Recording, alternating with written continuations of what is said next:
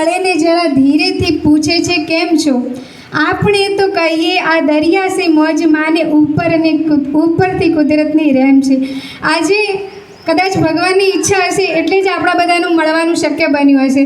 આમ તો સૌથી પહેલાં મારો ગાંધીધામમાં પહેલો સ્વતંત્રતા દિવસ છે.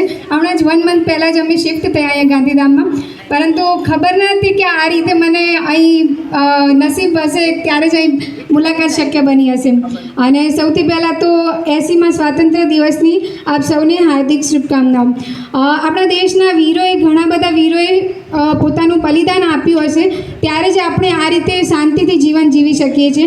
બીજું કંઈ નહીં તો હું એટલું જ કહીશ કે આપણે એક આદર્શ નાગરિક બનીને અને બીજું કંઈ ના કરીએ તો પોતાની આસપાસ સ્વચ્છતા જાળવી રાખીએ, પોતાના બાળકોને એટલા શિક્ષિત બનાવીએ કે આપણને પોતાને ગર્વ થવો જોઈએ, આપણા બાળકોને સારા સંસ્કાર આપીએ. બસ એ જ આપણે આશા રાખીએ એકબીજા તરફથી.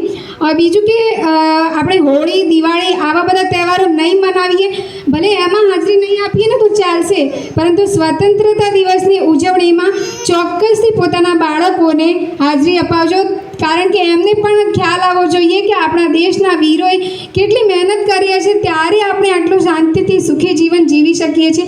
એ રાત દિવસ મહેનત કરે છે દેશના બોર્ડર પર, ત્યારે આપણે શાંતિથી સૂઈ શકીએ છીએ રાત્રે.